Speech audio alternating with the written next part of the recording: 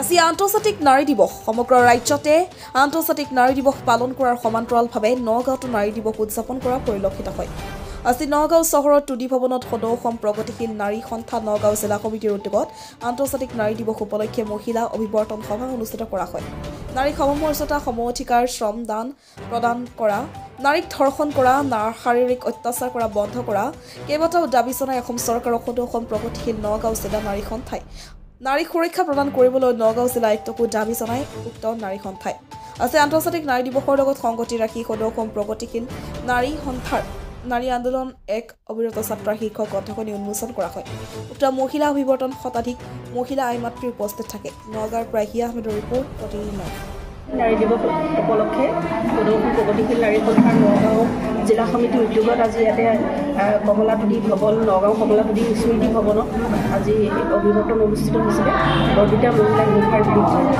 যে কথাটো হৈছে যে আজি ঐতিহাসিক দিন, এই ঐতিহাসিক দিনত আমি মহিলাসকলে আজি ৰজাঘৰো পাতিব, প্ৰজাঘৰেও পাতিছে, কিন্তু কথাটো হৈছে যে প্ৰকৃত মহিলাৰ সমস্যা সমাধান হৈছেনে নাই সেইটোহে এটা ডাঙৰ কথা।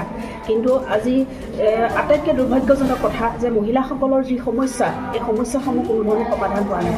আজি মহিলাৰ ধৰ্ষণ, কেওফালে নিৰ্যাতন, কেওফালে মহিলা যৌতুকৰ বলি, বিভিন্ন সময়ত আমি দেখিছোঁ বিভিন্ন মহিলাবিলাক ছোৱালী কিশোৰীবিলাকক বাহিৰলৈ পঠাই দিয়া হৈছে। গতিকে বিভিন্ন ধৰণৰ সমস্যা, বাকী অন্যান্য সমস্যাবিলাক আছে যে যিবিলাক মহিলা আজি চাহ বাগানত যিসকল শ্ৰমিক আছে, যি মজুৰি বৈষম্য আছে, ইয়াতো আছে। আমি অসমতো বিভিন্ন মহিলাসকলো আমি দেখিছোঁ গ্ৰামাঞ্চলৰ মহিলাসকলে আজি তেওঁলোকৰ যিবিলাক প্ৰাপ্য মজুৰি, তেওঁলোকে প্ৰাপ্য মজুৰিবিলাক পোৱা নাই। গতিকে ইত্যাদিবিলাক মহিলাৰ সমস্যা আছে। এই সমস্যাত আমি দেখিছোঁ চৰকাৰৰ যিবোৰ ভূমিকা থাকিব লাগিছিলে, চৰকাৰৰ কোনো ধৰণৰ ভূমিকা নাই। কাৰণ যোৱা হিমন্ত বিশ্ব শৰ্মা নিৰ্বাচনৰ আগমুহূৰ্তত যিবিলাক প্ৰতিশ্ৰুতি দিছিল, সেই প্ৰতিশ্ৰুতি আজিও ৰক্ষা কৰা নাই।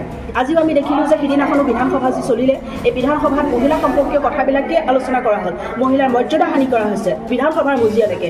গতিকে ৰজাৰ ঘৰ কি প্ৰজাৰ ঘৰ, গতিকে ৰাজনৈতিক লিডাৰসকলেও আনকি মহিলাসকলক লৈ চৰ্চা আৰম্ভ কৰিছে। গতিকে এইটো এটা সাংঘাতিক এটা অৱস্থালৈ গৈছে। আৰু দেশৰ প্ৰধানমন্ত্ৰী আহিও মহিলাসকলক আজি দেখিলোঁ যে মহিলাসকলক চাহ বাগানৰ যিসকল আছে, তেওঁলোকক নচোৱাৰ নামততো মহিলাসকলক কোনো ধৰণৰ সমস্যা সমাধান কৰা নাই, মাত্ৰ আহিছে মহিলাসকলৰ নাম কৰিবৰ কাৰণে। কিন্তু এই ধৰণৰ যিবিলাক বাতাবৰণ সৃষ্টি কৰিছে, এইটোতো প্ৰকৃততে মহিলাসকলৰ সমস্যা কোনো ধৰণৰ সমাধান হোৱা নাই। গতিকে এই ক্ষেত্ৰত আমি বিচাৰিছোঁ যে আগন্তুক দিনত যে মহিলাসকলৰ যি সমস্যা আছে, সেই সমস্যাসমূহ চৰকাৰে ৰূপায়ণ কৰিব লাগিব। আৰু যদি নকৰে তেতিয়াহ'লে আমি প্ৰগতিশীল নাৰী সন্থা আজিৰ সভাৰ আমাৰ সিদ্ধান্ত যে আমি উইদিন এ শ্বৰ্ট টাইম আমি জিলা প্ৰশাসন সকলো আমি ঘূৰাব কৰিম যদি মহিলাসকলৰ যিবিলাক ডিমাণ্ড, যিবিলাক কাৰ্যকৰীকৰণ নকৰে। সদৌ অসম প্ৰগতিশীল নাৰী সন্থাই যি সংগ্ৰামী ঐতিহ্যৰ ধাৰা বহন কৰি আছে, সেই উপলক্ষে এখন ইতিহাস প্ৰণয়ন কৰিবৰ কাৰণে এক আলেখ্য আজি প্ৰকাশ কৰা হৈছে সদৌ অসম প্ৰগতিশীল নাৰী সন্থাৰ এক অবিৰত যাত্ৰা। এই যাত্ৰাত আমি যাত্ৰা অব্যাহত ৰাখিছোঁ আৰু এই আমাৰ আদৰ্শ পথ দিশ নিৰ্দেশনা ইয়াত আছে। আৰু এই প্ৰগতিশীল নাৰী সন্থাৰ যি দিশ নিৰ্দেশনা, সেই দিক নিৰ্দেশনাই নাৰী স্বাধীনতাৰ কাৰণে যি অন্যান্য সংগঠন আছে, গণতান্ত্ৰিক মহিলা কমিটি, অসম প্ৰাদেশিক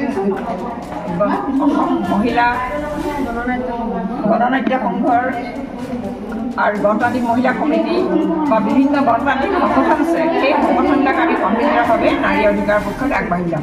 এই সময়ত পাতিছোঁ যেতিয়া অংগনবাদী, আশা, মধ্যাহ্ন কৰ্মচাৰী এইসকলে আন্দোলনত নামিছে উচিত মাননি আৰু মজুৰি স্থায়ী কৰাৰ লক্ষ্যৰে।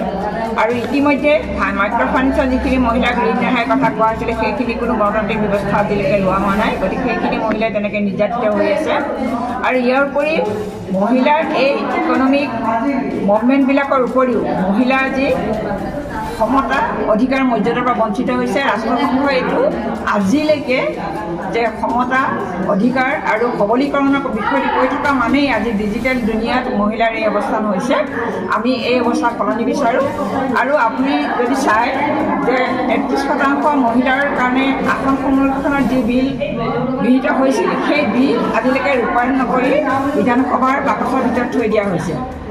আচলতে চৰকাৰে সদায় সঘনে কৈ থাকে যে মহিলাৰ সবলীকৰণ যেতিয়া হ'ব, যেতিয়া ঘৰে বাহিৰে ভিতৰে বিধানসভা, লোকসভাত যে সিদ্ধান্ত ডিচিশ্যন মেকিং প্ৰচেছত মহিলাই ভাগ ল'ব পাৰিব। কিন্তু এই ব্যৱস্থাই মহিলাক সেইটো চিট নিদিয়ে। গতিকে আমি সততে দাবী তোলোঁ যে এই ব্যৱস্থাটোত নাৰীৰ মুক্তি মৰ্যাদা অধিকাৰ সম্ভৱ নহয়। স্বাভাৱিকভাৱে যে যেতিয়া ৭৫ বছৰীয়া অমৃত মহোৎসৱ পাতিলে স্বাধীনতাৰ কাৰণে, তেতিয়া কিন্তু মহিলাই সমতা সবলীকৰণৰ কাৰণে আন্দোলন কৰি থাকিবলগীয়া হৈছে আৰু দেশৰ পতাকাত যি গৌৰৱে ওপৰত তুলিছে সেই মহিলাই আজি ধৰ্ষণ নিৰ্যাতনৰ বলি হৈছে। মহিলাৰ কৰ্মক্ষেত্ৰত চাকৰি ক্ষেত্ৰত আনকি চিকিৎসক মহিলাও নিৰ্যাতনৰ বলি মৃত্যু লাভ কৰিছে। গতিকে এনে এটা সময় আমি নিবিচাৰোঁ।